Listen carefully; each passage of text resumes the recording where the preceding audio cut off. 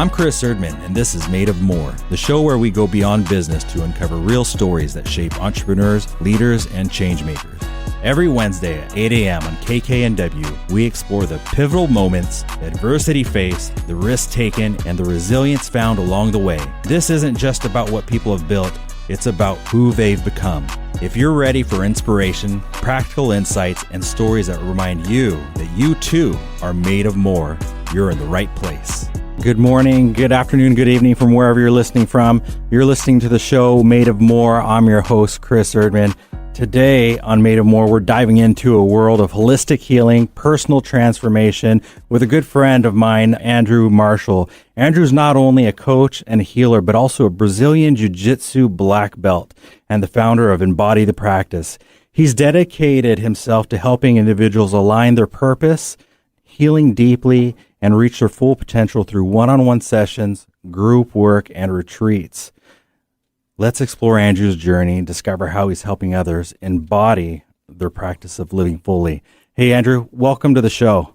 Thank you for that introduction, Chris. And man, I'm so honored and stoked to be here with you. Oh, it's really exciting, man. So you and your family just came back here from Hawaii. And were you originally from Portland? You guys moved to Hawaii and then moved back? I mainly grew up in Seattle. Mm-hmm. I was born in Oregon, lived there for a while, grew up mainly in Seattle, but most of my life's been between Seattle, Portland, and around Oregon. Okay. But then we lived on the Big Island for about 4 years total, and we just moved back to your hometown, Bellingham. Back to Bellingham. Yeah, Bellingham's excited to have you there. They don't even know who's arrived yet, but they're going to find out through a lot of positive interactions.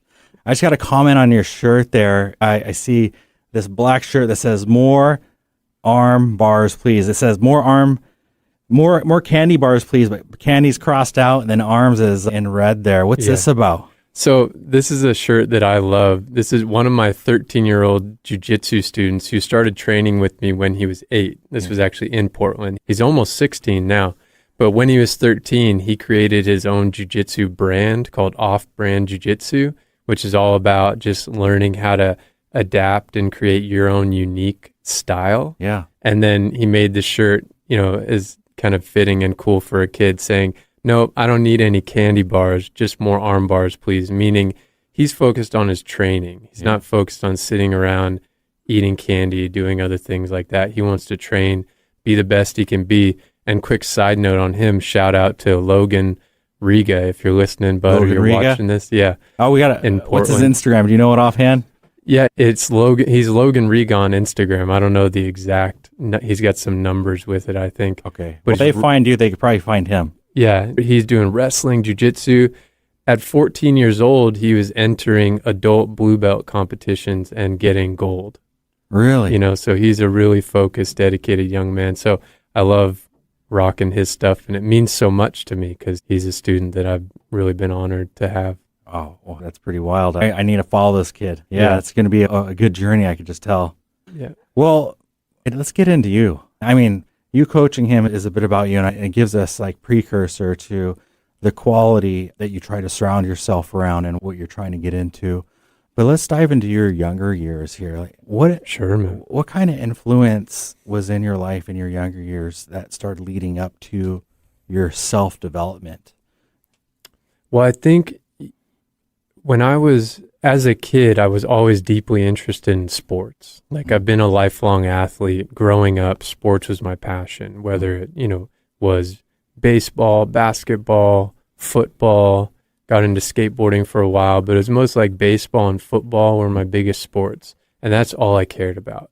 So I just thought, I just want to be a professional athlete. All I want to do is play sports. Now, to make it somewhat brief, and you can let me know if you want to dive deeper into this, but as I got into puberty in my teenage years, I kind of went not the best direction and got influenced and started making decisions that led me down a lot of drinking, a lot of smoking, a lot of getting in street fights to prove myself, be tough, kind of in... We're talking high school, middle school, high school. Middle school, high school, kind of getting into rough situations and just beating the crap out of myself. And I really also didn't feel, there were a lot of factors, but I didn't feel good about myself. I even felt like I hated myself for a long time. And it wasn't until I was 19, 20 that I really started making a shift. And I was like, I can't live like this anymore. I'm completely sick of myself. I'm sick of all the pain and the tension and the emotional turmoil. Where do you think that came from in the younger years? Like, a lot of kids deal with that. I know a lot of boys do. Like, I kind of went through my own path in my younger years of just kind of going against the grain as you were. Yeah. Where did that root from for you? It's interesting. I've thought about that actually a good amount recently, trying to pinpoint where that went back to. But, I did get bullied a decent amount when I was younger, and I was always just wanting to be more of a peacemaker. But as I hit puberty, I got a little bigger than those guys that were bullying me. And I was like, okay, the tides have turned now. And I started aligning with more of the tougher guys in the class, like the toughest guys. And I started wanting to prove myself.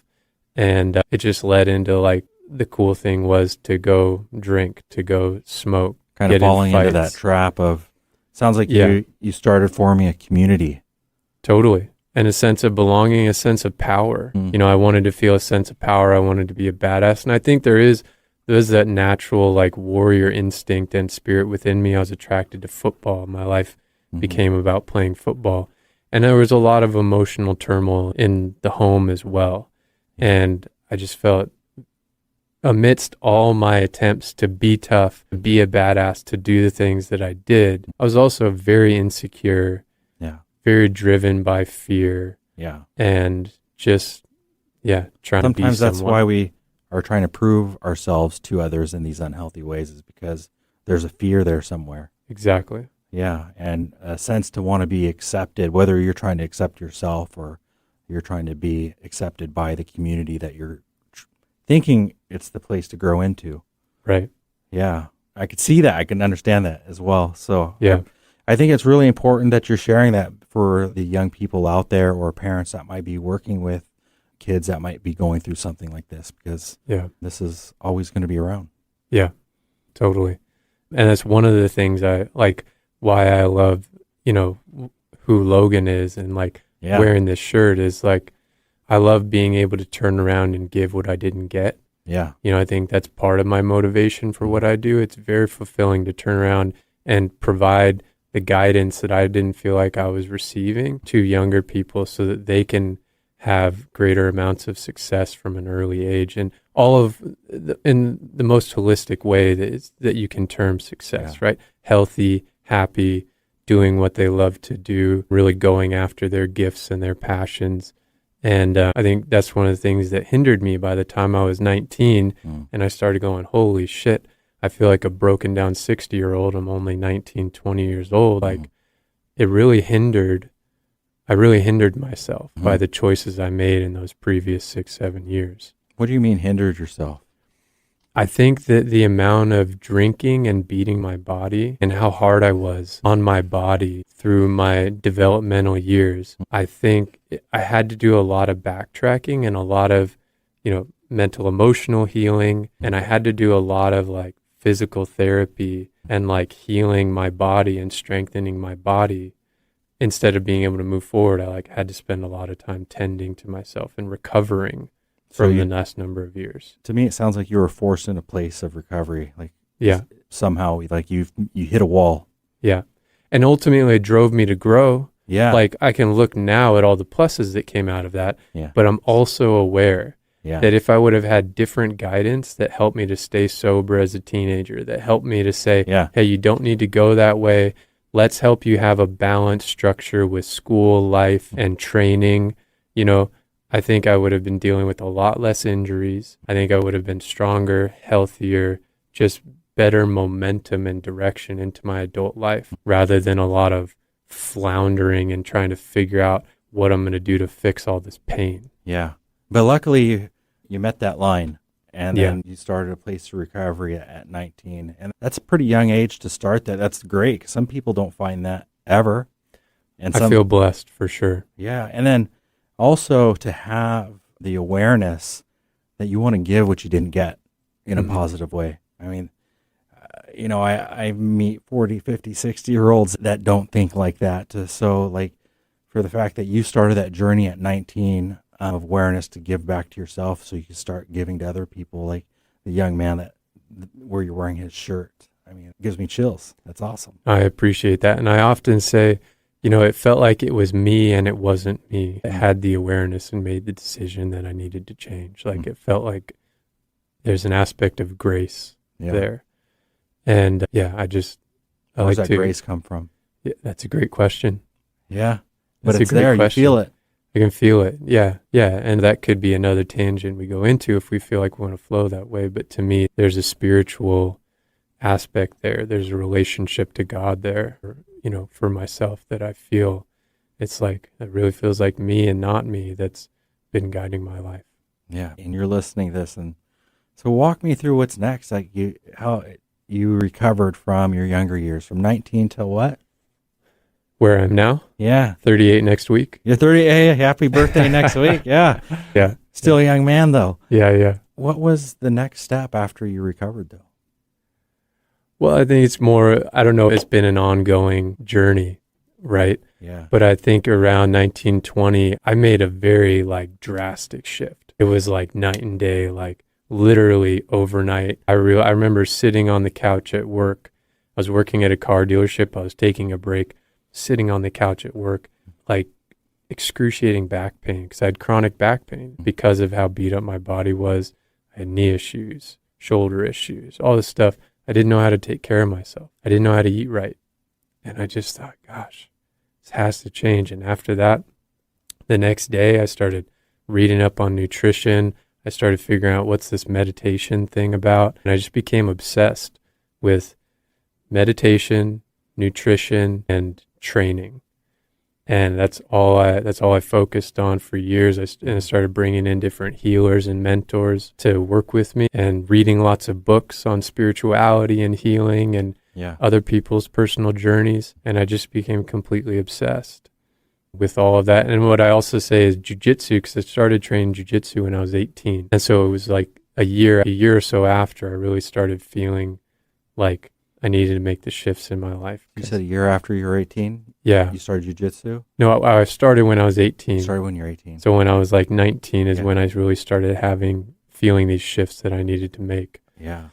What? And I not jokingly say jiu-jitsu is my gateway drug to a better life because it opened up all this other stuff. I hear that a lot. I wouldn't say that I'm a martial artist at all, but when I was 19, these guys said, hey, why don't you come try this jiu-jitsu thing out. I didn't even know what it was, and amongst a couple other things. I remember that going to that class for about a year there just really opened up a side of me that I've never experienced, and it was a freeing side where I felt free to walk away from a fist fight. Right. Where I felt like I was more confident in who I was and my abilities, and I wasn't able to put it into words then, and still, like, looking back, it's still something that I should ponder more about, but I do know that it leveled up my self-confidence, and it wasn't necessarily a fighting confidence, even though that was getting better with experience, but it opened my heart up more for myself, and it sounds like that's kind of a little bit of what you're talking about.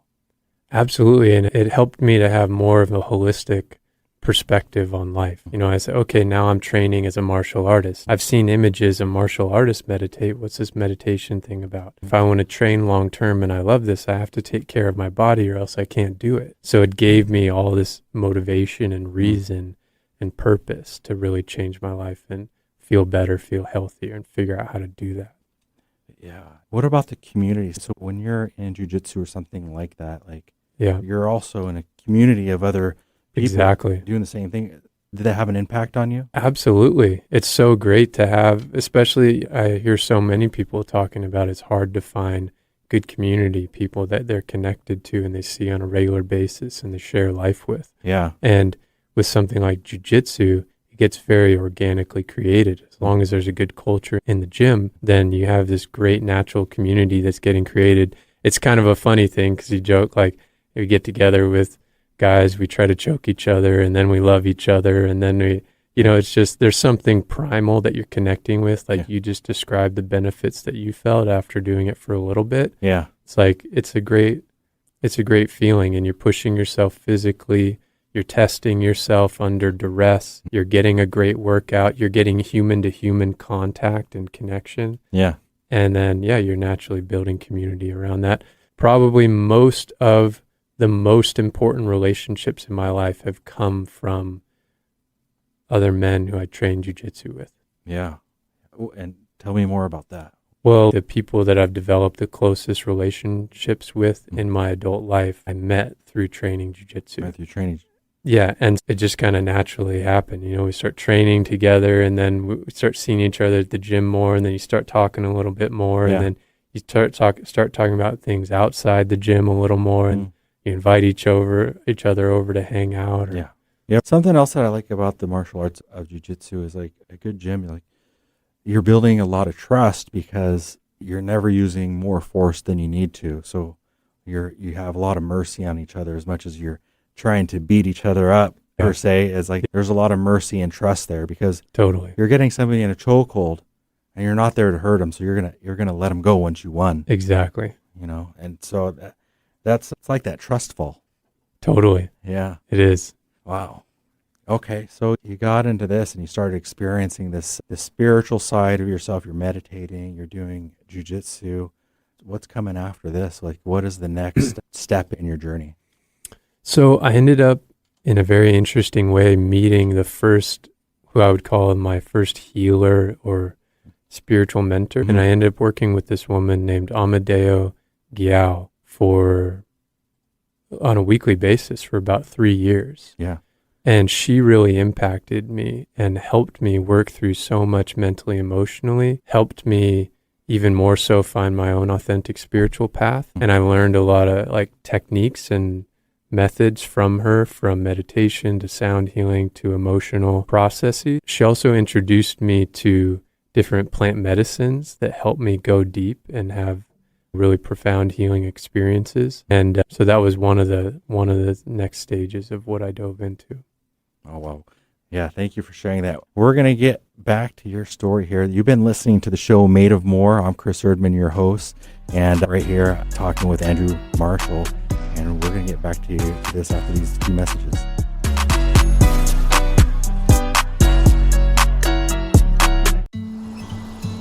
Most people out here think that taking care of one another is important.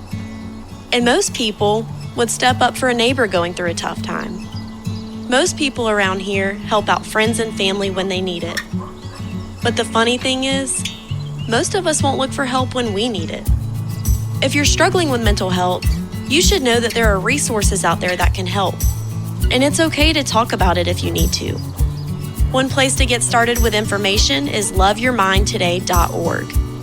Loveyourmindtoday.org offers a range of guides, instructions, and insights for dealing with difficult situations or getting through a tough time.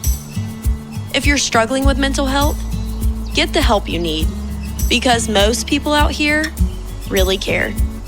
Visit loveyourmindtoday.org. That's loveyourmindtoday.org. Brought to you by the Huntsman Mental Health Institute and the Ad Council. Are you ready to discover remarkable stories of resilience and cultural connection? This is Diaspora, a show sharing the journeys of first-generation immigrants from the Indian subcontinent now building their lives in North America. Inspiring, insightful, and always engaging, Diaspora offers a unique perspective on the immigrant experience. Join me, Aditya Mehta, my guests, on the Diaspora Show every Wednesday at 2 p.m. right here on KKNW. Wondering what's on next on Alternative Talk 1150? Check out 1150kknw.com.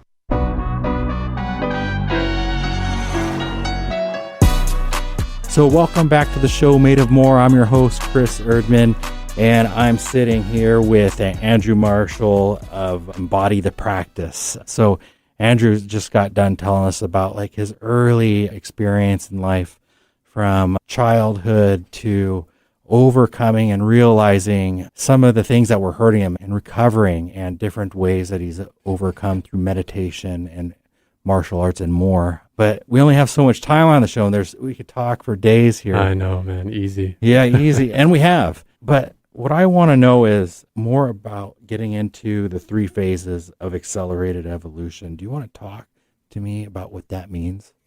Yeah, and that's a good segue. I shared about that initial mentor and healer that I worked with, and another person who's been a huge and very significant mentor and elder brother for me is Satyen Raja. And it was through him that I came into the body of work, Accelerated Evolution. In Accelerated Evolution, what we say is the three main phases that we support people with are their healing and integration, their goal achievement, and their spiritual awakening, Right. per se, their spirituality. And Accelerated Evolution is just the name for this body of work that's like this synthesis of psychological and spiritual methodologies that support people with, all these kinds of deep processes and coming home to the truth of who they are. Yeah. What does this look like? How does this begin? Yeah. Well, it begins mostly I'm working with people one-on-one, as you mentioned at the beginning. I also can guide people through group processes as well. Yeah. But a lot of these processes are really powerful methods where, say, if you have a doubt, you're really stuck in some fear, some doubt. I'd say, okay, great. How is that adversely affecting you in your life? What do you want to be experiencing instead? We talk about that a little bit. And I'd say, okay, thank you. Go ahead, close your eyes, and I'm going to guide you through a step-by-step inner experience to help you really face that fear and doubt, experience it fully, get clear on it, free yourself from the emotional charge and the energy around it, Yeah. and move forward with new clarity for what you need to do now and how you want to be feeling now. So it sounds like there's the meditative process, and that not only you're guiding, but they're also speaking to themselves within, and out loud. And I'm guiding it for answers out loud. So it's a guided inner experience. These are guided in your inner experience that in most of the sessions that I do, I'm taking someone through that. And how long does something like this usually take, or can it take? Depending on the process I'll guide, could be anywhere from 10 to 60 minutes. Okay. Most of them probably 20, 30 minutes when I'm guiding someone through a deep process, but sometimes you get into it and it's a little bit longer. But what touched me so much about this body of work is, as I mentioned to you, I engaged in many different types of meditation and healing processes and different kinds of plant medicine work. And all of these I've been exposed to many different powerful methods, personal transformation and healing. This body of work is like this incredible synthesis of all of it. Yeah. And it supports people in the most effective way I've ever seen. Really? Yeah. And so now I'm part of the team for Accelerated Evolution Academy. I'm one of the trainers. Yeah. And I've been a part of the team for about 8 years now. Okay. And I'm still amazed at the experiences that people have when I work with them and I guide them through this work. What? Can you repeat the name of it again? Accelerated Evolution. Accelerated Evolution. Where are they based out of? Langley, BC. Okay. I know that you just visited not too long ago before moving here, and you had a thing to do in Langley or in Canada. So Langley, BC. Yeah. And so that's pretty close by, one of our neighbors. I know, easy now. We have trainings every year, and it's actually either on the Big Island or here in the Pacific Northwest. We have multiple trainings every year that we do. Yeah, I think we'll definitely get into that and how people find you and like what's to come up here in the future. I'll definitely want to dive into that. Tell me about which part of this inspired you to start your business? Because you've had a couple businesses since I've known you, the jiu-jitsu and this, but now it seems like it's merging together. Yeah, I think, I've been teaching jiu-jitsu for a long time, and then having my coaching practice, my jiu-jitsu, teaching practice. Yeah. And, but now in the past few years, I've moved much more so to just my coaching practice. This coaching work, this healing work has been my main focus. Now with moving, as we've talked about, aiming to ramp back up my teaching of jiu-jitsu in a new way. Yeah. Right. But it's kind of, they work together, but it's two kind of separate practices and training modalities that I facilitate. What is this new way? Opening a gym. Opening the gym. Yeah, we're on that journey. Yeah, we are. Yeah. And so, but you're going to integrate the two together somehow, right? Well, I think they feed each other very naturally. It's like when we're on the mats training jiu-jitsu, you're to just train physically. And there will be some natural things that I weave in and positive mindset focuses that I'll weave into the jiu-jitsu training, right? But, they work separately. the way I guide the practices. Right. Yeah. So you're just integrating more in your life, but you're still going to have them be a bit separate from Yeah, each other. yeah. That makes What sense. what's happened a lot in the past is where I have jiu-jitsu students and they love training with me, and we end up naturally talking about more than just jiu-jitsu. And they tell me about the challenges. Like a lot of personal trainers I've talked to, they have this experiences. They're like a personal trainer, but they're also kind of like the person's therapist, and people end up talking to their personal trainers about all kinds of things while they're working out. Yeah. And so when people start talking to me about their challenges in life outside of jiu-jitsu, Yeah. I'm like, well, would you like help with that?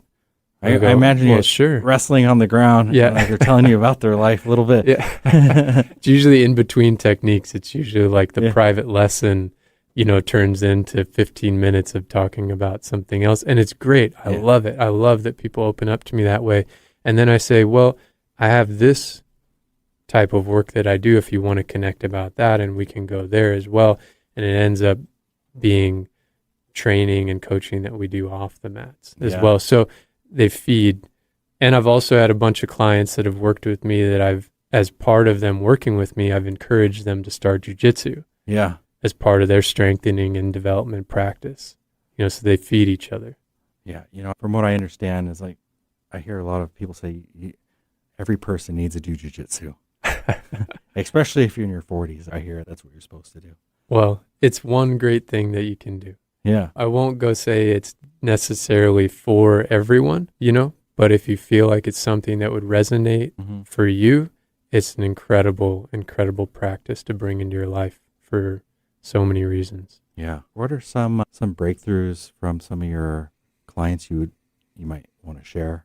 Some things that you're like stands out. Is there anything that stands out to you? On the theme of jiu-jitsu, as we've been talking about, there's a fellow jiu-jitsu professor and gym owner that I was close with for a number of years. And he ended up contacting me because he was going through some things and was having a hard time.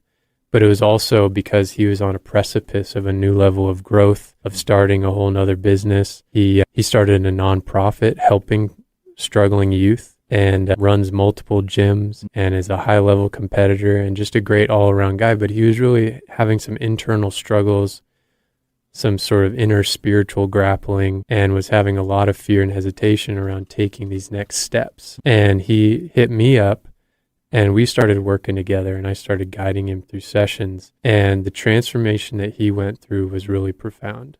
Help him move beyond the inner fears, the inner doubts, the things from his childhood that he didn't even realize were still influencing him and holding him back and operating kind of on a primal, deeper level of his being. He was also aiming to become a father, and he and his wife couldn't have biologically, so they're in an adoption process that was kind of stressful. The very day after we finished our 3 months of coaching, they finally got accepted. They got their son.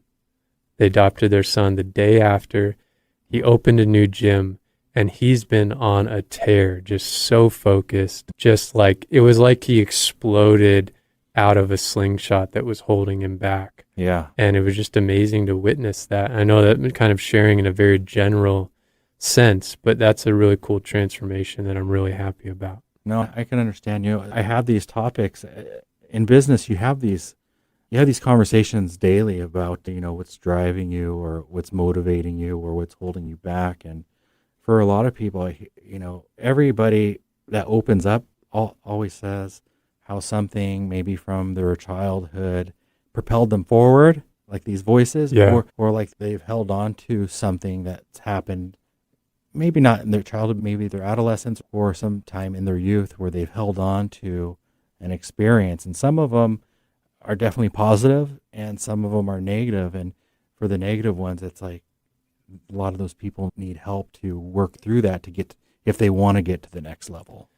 Yeah, and a lot of traumas we experience in our earlier years create subconscious imprints that hinder us, and sometimes we don't even know why. And some of the breakthroughs that I love and what I've noticed as a trend is, say, if I'm working with fighters or jiu-jitsu athletes or even business owners, it's like they think, okay, I want to get the blocks out of the way. I want to perform at my highest level. But usually, like, say, of fighters that I've worked with, it's usually not stuff in the gym that's hindering them. They don't even realize it's all the stressors and the stuff that's going on outside of the gym, in their relationships, from their past traumas. They need help clearing out of their mental, emotional field so their energy and focus can be unleashed. And that's what I love identifying for people. It's like I've heard the word and the anti-you, that the voice inside your head that says you can't do something when you're physically capable of doing it, or even you have the brains to do it, and there's nothing else stopping you besides that voice inside your head. Yeah. And that sounds like that's what you work through with that guy. Yeah. So what are do you want to share any practices, from high level that you work through with him to have him overcome those thoughts? Essentially, I guided him through a really interesting practice that we have where let's say he was having this pressure. He was feeling this incredible pressure for, I don't know which guy you're asking about. I'm jumping to one of the fighters that I worked with in the past. He had so much pressure, internal pressure he was putting on himself for this biggest fight that was coming up for him. I guided him through a process to connect with that pressure within himself and actually feel it as an aspect of himself, a part of him that he could communicate with, and discover what that pressure's purpose was for him. Why is the pressure there? Every internal pain, emotion, it's a part of us that is there for a reason, that's trying to communicate something to us. And that's a key reframe that I try to help people experience. So I guided him through the process to feel that pressure. And what he realized was that pressure was there to help him really face the healing he needed to do around his wife having a miscarriage the year before. Had nothing to do with the fight directly. Yeah. Right? Yeah.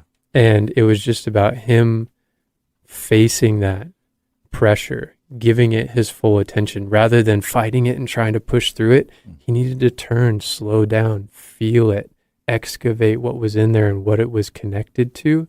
And that pressure was ultimately just trying to help him do that, help him slow down, help him realize what's most important to him in life. And when he could look at that meta perspective of what was most important, even beyond the fight, he was able to relax, get loose, and he fought better than he ever had before. Well, because he identified it and faced it. Yeah. Well, it sounds like the internal world is much like the external world, where we do have to face our problems before we could fully move on. Yeah. Whether it's paying taxes or doing your laundry or doing your internal laundry. Totally.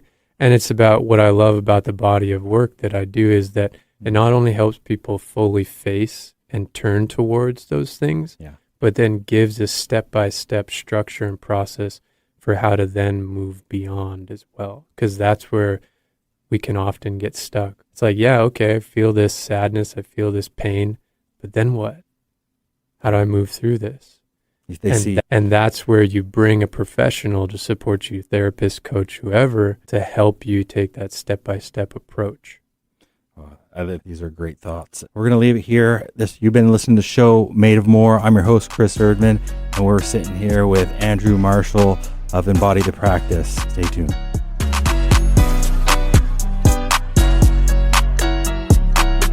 You said you'd never buy your kid candy from the checkout aisle. Or forget extra diapers. And never give in to a meltdown. You'd never lick your thumb to clean their face. Never let them have too much screen time. And never bribe them for just one more bite. You say you'd never let them out in public without their hair brushed. Never, ever become a minivan mom. And you'd never give them your phone for a quiet dinner. Calling boss work phone. So when you say you'd never leave your child in a hot car, no, it can happen. Cars get hot fast, and kids can be at risk in temperatures as low as 60 degrees Fahrenheit. Never happens. Before you leave the car, always stop, look, lock. Brought to you by NHTSA and the Ad Council. Hello, I'm Chris Erdmann. Every Wednesday at 8 a.m. on KKNW, I sit down with inspiring entrepreneurs, creative minds, and game changers to uncover the real stories behind their business. On my show, Made of More, we explore the challenges that they've overcome, the breakthroughs that they've celebrated, and the mindset that drives them forward. If you're ready to unlock your full entrepreneurial potential, Made of More is the show for you, because here we know you are made of more. Every Wednesday at 8 a.m. on KKNW. Alternative Talk 1150, here to uplift your day.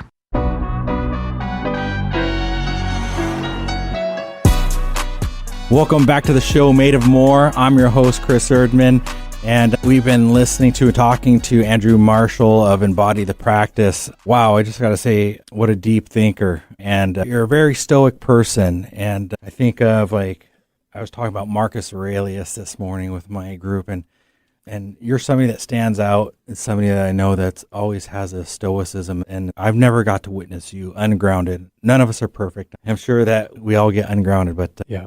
You've been like a steady rock as a person to watch and witness. Oh, I appreciate that, Chris. Yeah. Yeah.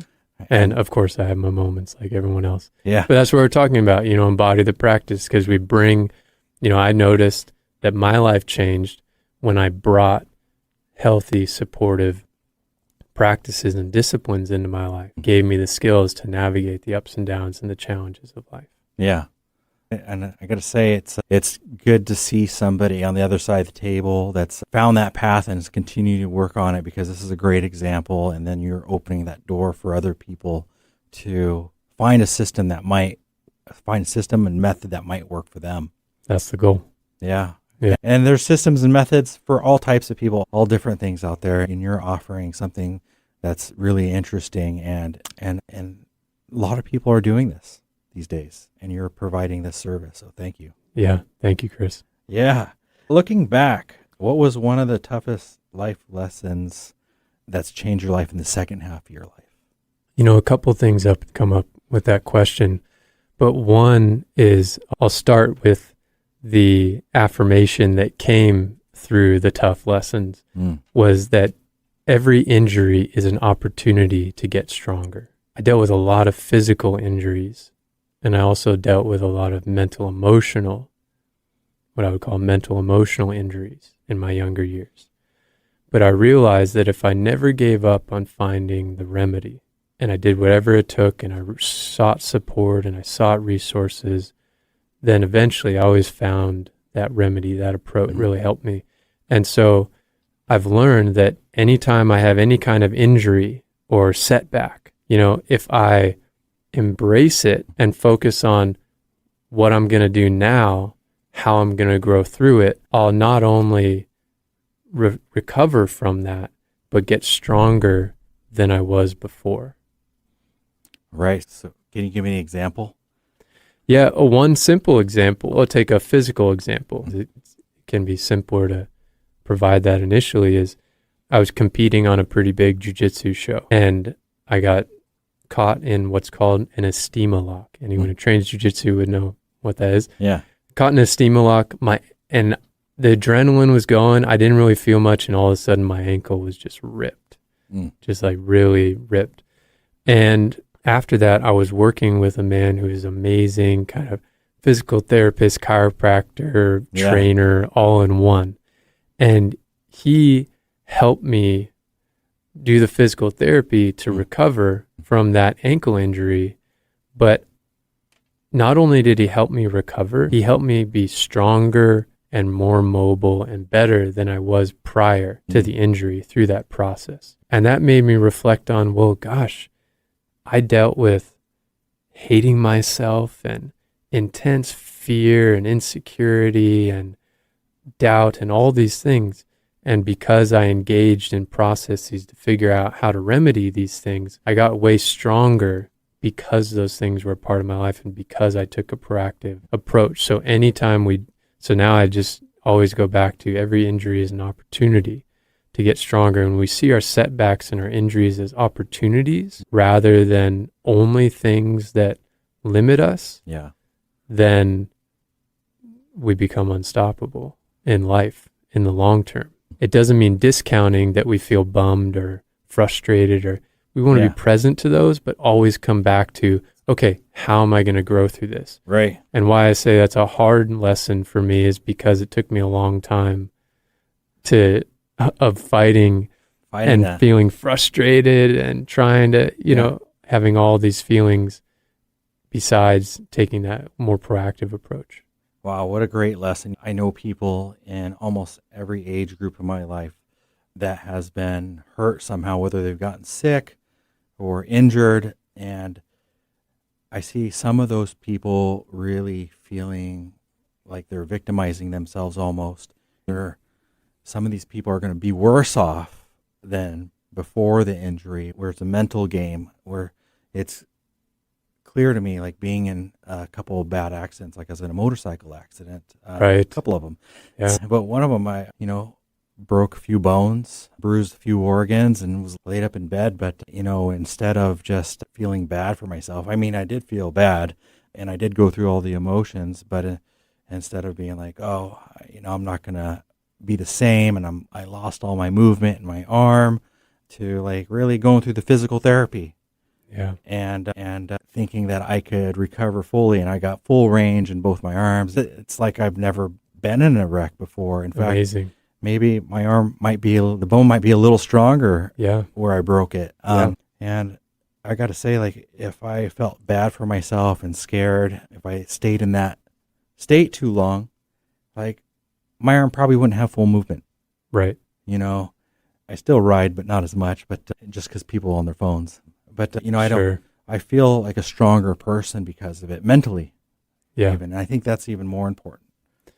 Yeah. So I think the general structure we can look at here is for someone to take a practical approach without needing a ton of details is like things happen, and then we acknowledge and we get real with how that impacts us. And we train ourselves to always look for the opportunity. Yeah. I think that's great. I think if anybody walks away from this, that right there is just injury. Say that again? Every injury is an opportunity to get stronger. Yeah. I think that's a great way to look at life. Yeah. Because we're going to get injured in all kinds of ways, not just physically.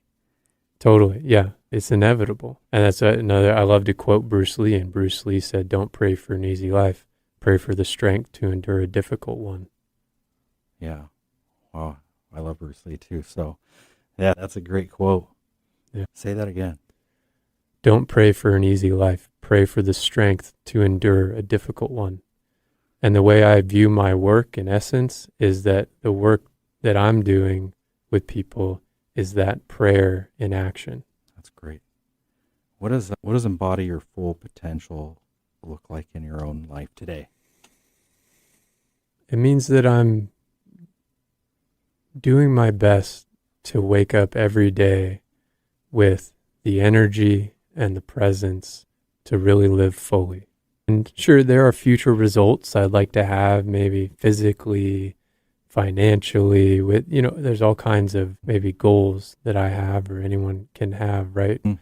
So we look at those and we have those that we strive towards, but I think ultimately what it means to embody your full potential and be on that journey is every day you're giving your all. And whether that's figuring out what your path is, you're giving your all to that, or you know what your path is and you're giving your all to that. I think that's, in essence, how I view it. Yeah, I believe that watching you. And what do you have to say for the people that don't feel like they can give it their all that day? Well, then focus on recovery. Give your all for recovery, right? Give your all for, okay, what do I need to do for my sleep patterns? What do I need to do to take space from a situation? What do I need to do? Everyone's got full lives these days. Maybe someone's a parent, maybe someone's a business owner, got so much going on. It can be hard to take care of yourself, but you can take a few minutes and get creative. You can always get more creative. You can always take small proactive steps into taking better care of yourself. So if you just don't have that energy, you don't have that drive there, then your focus needs to be on what are those good self-care practices. And I even see as disciplines that you need to get into. One of the hardest things for me as a young man to really do on a regular basis was get myself to bed and get full nights of sleep, because my mind's going and I want to do stuff. I still have that problem. You know? And once I played the trick on my mind and told myself that sleep was part of my training, it worked. And so now sleep is one of my most important disciplines. Wow.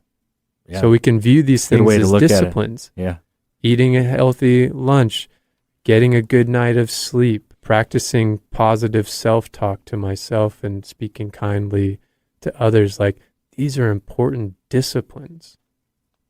They are important disciplines. You know, and I think that was a great answer. Just, for not somebody that doesn't feel like they can give it their all, it sounds like they have to give it their all somewhere else in their life. Yeah, exactly. That's where creativity is important to our path as well. And we're just being creative on these simple things. You know, you've kind of touched on this, but I just want to ask it deliberately.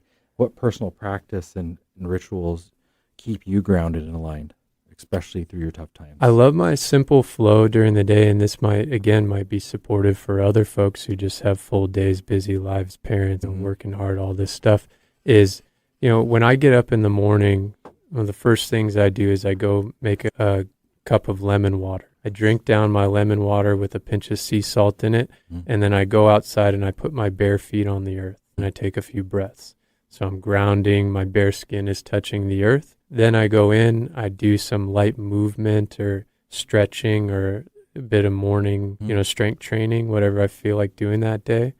I might meditate for 5-10 minutes and then I get into my work, so that's just like and I make my morning smoothie. I love my morning smoothie. So it's like lemon water, pinch of sea salt, put my bare feet on the earth outside, breathe the fresh morning air, movement, stretching, smoothie, get to work. That sounds like a great morning ritual. How do you feel if that doesn't happen? There's got to be some mornings that one doesn't happen. do it enough to where if there's a morning it doesn't happen, then, I'm good. Then you're good. Because you're going to get back to it. There's not very many mornings that some variation of that.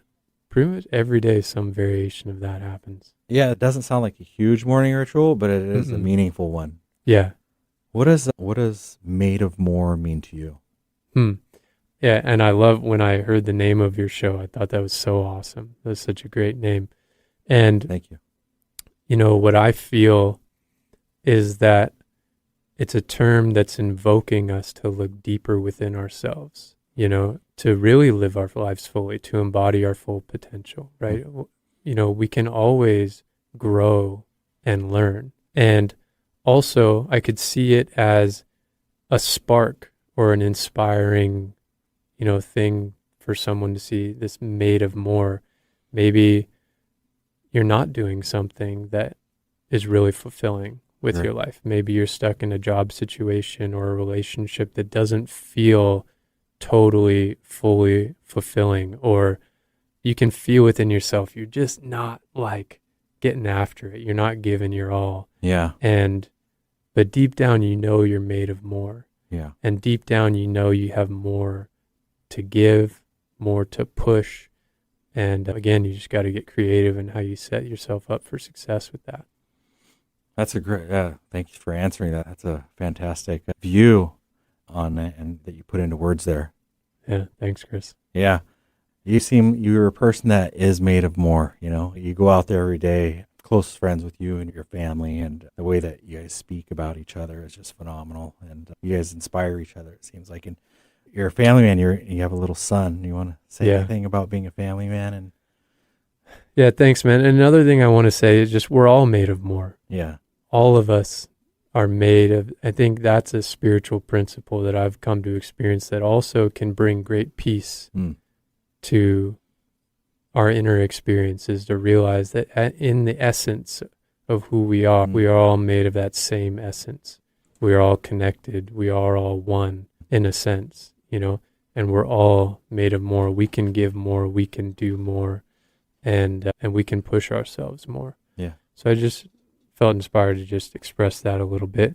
And my son, Eamon, he just turned 6, and he's just an awesome little man, just full of great energy. And I just feel so incredibly blessed. Yeah. He's training on the mat with you too a bit. He's been training since he could walk, but he's been going to jiu-jitsu in recent years, and I just feel so incredibly blessed to be his dad. And of course, shout out to my wife, Kelly, she's the reason we know each other and the reason I'm here today. So yeah, shout out to Kelly. What is the best way that people can discover more about you and get a hold of you? My website's embodythepractice.com, and a great intro way to experience work with me is I do monthly group sessions. I have a monthly group membership program that's very, cost effective for anyone. And I do those monthly sessions. Next one's September 18th. Okay. So you can also find me on Instagram at Embody the Practice. So, yeah. That's a great way. And if they tune into these meetings, is that they're able to grow community within those meetings? Yeah, totally. Yep. There's other wonderful people on their journey coming in to better themselves, focus, heal, grow. And it's always a very powerful experience when everyone comes together with those shared intentions. Sure. Are you going to be doing any in person?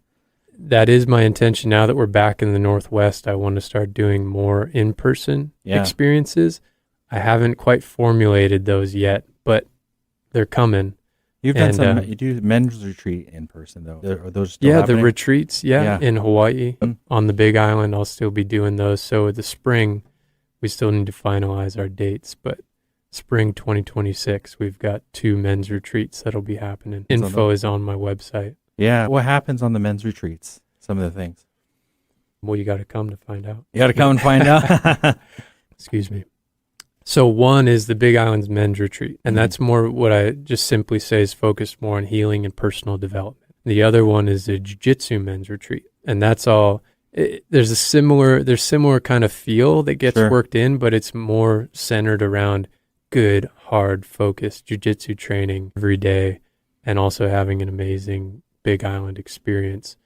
But for the Big Island men's retreat, we do daily practices where we get up early in the morning, we go down to the beach or go somewhere beautiful in nature, and I guide them through some of the deep processes that we touched on earlier, and just deep, powerful practices that help them work through what's genuinely going on for them and come out more just clear and fired up, and like have that inner fire stoked within themselves when they go back into their lives. Yeah, more connected with who they want to be and who they truly are. Yeah, get out in nature. And that's so important. One of the things I love to do on those retreats is get men out into nature together. Because when we get out into nature, it's easier for us to connect to our own true nature. I'm going to leave it right there. I think that's great. Now, you know how to connect with Andrew Marshall of Embody the Practice. If you need anything in martial arts for as far as jiu-jitsu or some personal coaching or just diving deeper in life, he's a great resource for you. I just want to say thank you, Andrew, for coming on today. It really means a lot that you drove all this way from Bellingham over to Bellevue, and you're here and on the air. Thank you. Really meaningful to be on the show, Chris. Thank you so much for having me. All right. Well, we'll talk again later, but you've been listening to the show Made of More here with Andrew Marshall today. Thanks for tuning in. Have a great day, folks. Let's talk next week. Thanks for tuning into this episode of Made of More on KKNW. Whether you're on the road, at the office, or listening from home, keep chasing what lights you up, keep building what matters, and never settle for less than the life you were made for. You are made of more. More purpose, more impact, more joy. Made of More is part of the Speaking Current network of shows and podcasts, all of which that are dedicated to inspiring listeners to build lives of meaning, connection, and value. You can find the Speaking Current network of shows, including Made of More, wherever you get your podcasts. You can also find us on YouTube. Until next Wednesday at 8 a.m. on KKNW, I'm Chris Erdmann. Stay bold, stay inspired, and stay made of more.